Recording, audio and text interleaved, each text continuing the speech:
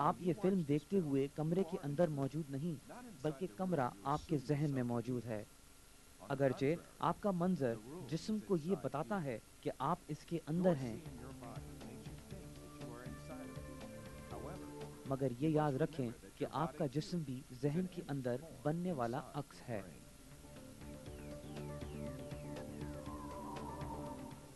ابھی تک ہم نے مسلسل بیرونی دنیا اور ذہن میں بننے والے مناظر پر گفتگو کی ہے، تاہم وہ دنیا جو ہماری پہنچ سے باہر ہے، ہم اس کے بارے میں یقین سے کہہ سکتے ہیں کہ وہ موجود ہے۔ یقیناً نہیں کہہ سکتے۔ ہم ان کو چھو کر محسوس کر سکتے ہیں، حالانکہ چیزوں کا وجود صرف اندازے ہیں۔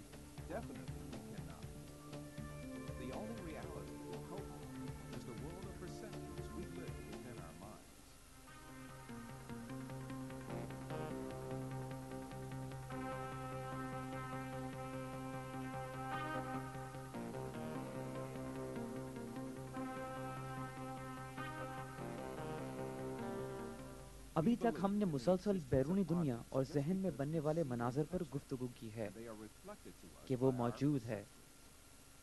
یقیناً نہیں کہہ سکتے۔ ہم ان کو چھو کر محسوس کر سکتے ہیں، حالانکہ چیزوں کا وجود صرف اندازے ہیں۔ ذہن کے یہ اندازے صرف ذہنی خیال ہیں جو ہمارے ذہن کے علاوہ اور کہیں نہیں ہوتے۔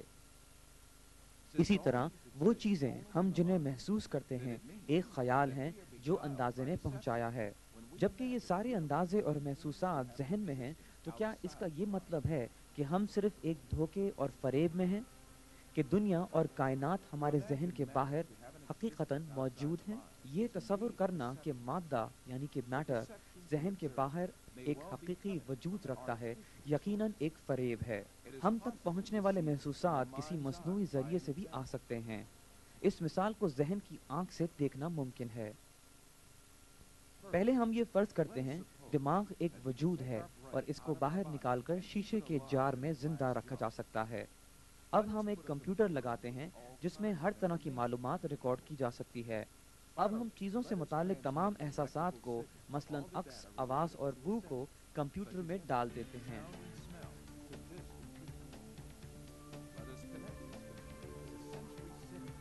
اب اس کمپیوٹر کو دماغ کے ان حصوں سے جوڑتے ہیں جن کا تعلق ان محسوسات سے ہے، اور پہلے سے طے شدہ احساسات کے سگنلز دماغ کو نہ بھیجتے ہیں۔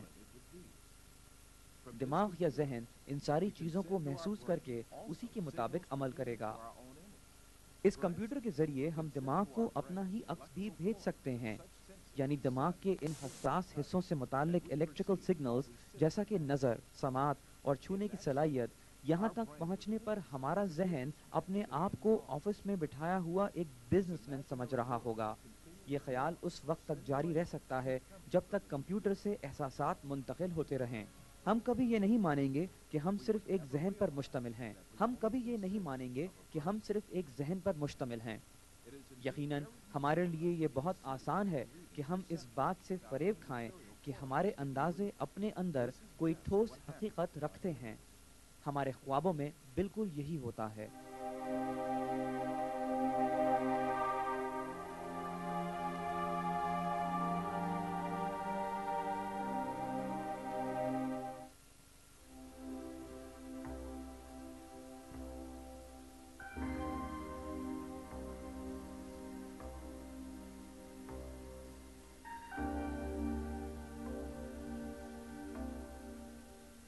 یاد کیجئے، حقیقت صرف وہ ہے جو ہاتھ سے چھوئی جا سکے اور آنکھ سے دیکھی جا سکے۔ اپنے خوابوں میں بھی آپ ہاتھ سے چھو سکتے ہیں اور آنکھ سے دیکھ سکتے ہیں، مگر حقیقت میں آپ کے نہ ہاتھ ہوتے ہیں، نہ آنکھ، اور نہ ہی کوئی چیز ہوتی ہے جسے آپ چھو سکیں۔ اپنے خوابوں کو ایک مادی حقیقت سمجھیں تو آپ فریب کھا رہے ہیں۔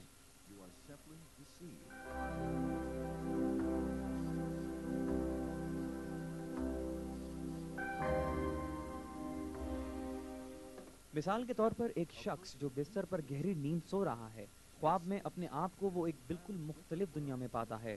وہ تصور کرتا ہے کہ وہ ایک پائلٹ ہے اور ایک دیو ہیکل جہاز اڑا رہا ہے، اور وہ اس کو قابو میں کرنے کے لیے بہت محنت بھی کر رہا ہوگا۔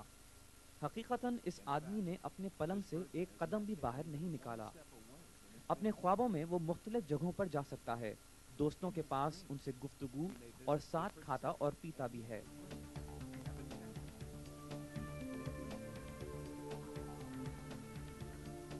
صرف جب وہ خواب سے بیدار ہوتا ہے تو اس کو معلوم ہوتا ہے کہ یہ صرف اس کے خیالات اور محسوسات تھے۔ اگر ہم آسانی کے ساتھ ایک غیر حقیقی دنیا میں رہ سکتے ہیں تو یہ بات ہماری موجودہ دنیا کے لیے بھی سچ ہو سکتی ہے۔ جب ہم بیدار ہوتے ہیں تو اس بات کو غلط ثابت کرنے کی کوئی منطقی دلیل نہیں کہ ہم اس سے بھی طویل خواب میں رہ رہے ہیں جسے ہم اصل زندگی کہتے ہیں۔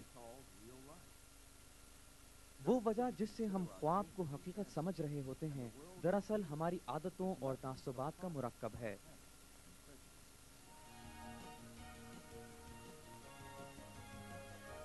اس سے یہ تجویز کیا جا سکتا ہے کہ کسی روز ہم اس دنیاوی خواب سے جس میں ہم رہ رہے ہیں اسی طرح بیدار ہوں گے جس طرح ہم نیند سے بیدار ہوتے ہیں۔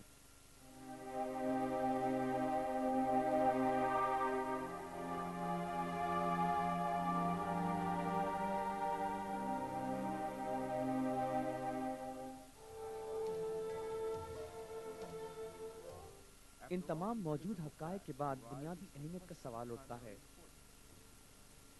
اگر ہر وہ جسمانی تجربہ جو ہم جانتے ہیں صرف جسمانی احساس ہے تو دماغ کیا ہے؟ جبکہ دماغ بھی ہمارے ہاتھ، پیر یا دوسرے اعضاء کی طرح ایک مادہ ہے، تو پھر یہ بھی دوسری چیزوں کی طرح صرف احساس ہے۔ ایک مثال سے اس پر مزید روشنی ڈالی جا سکتی ہے۔ فرض کریں کہ ہم دماغ تک جانے والی نس کو بڑھا کر دماغ کو برابر میں ایسی جگہ رکھ دیں جہاں سے ہم اس کو آنکھ سے دیکھ سکیں۔ اب ہم دماغ کو بھی دیکھ سکتے ہیں اور ہاتھ سے چھو سکتے ہیں۔ اس طرح ہم یہ سمجھ سکتے ہیں کہ ہمارا دماغ بھی ان محسوسات کے علاوہ کچھ نہیں جو ہمارے دیکھنے اور چھونے کی صلاحیت کا نتیجہ ہے۔ پھر وہ کیا خواہش ہے جو دماغ اور ہر چیز کو دیکھنے، محسوس کرنے پر اکساتی ہے؟ وہ کیا چیز ہے جو دیکھتی ہے، سنتی ہے، چھوتی ہے اور نظر، سماعت اور حس کا اندازہ لگاتی ہے؟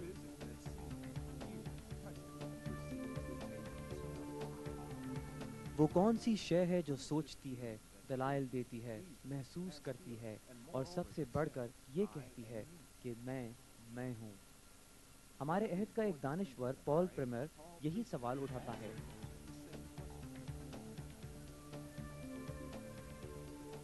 کہ جب سے یونانی فلسفی یہ سوچتے رہے ہیں کہ مشین کے اندر نادیدہ قوت ہے یا ایک چھوٹے آدمی کے اندر ایک اور چھوٹا آدمی ہے وغیرہ، میں کہاں ہوں جو ذہن استعمال کرتا ہے؟ وہ کون ہے جو سمجھنے کے علم کا علم رکھتا ہے؟ جیسا کہ سینٹ فرانسس آف اساسی نے کہا تھا، ہم جسے ڈھونڈ رہے ہیں وہ دیکھنے والا ہے۔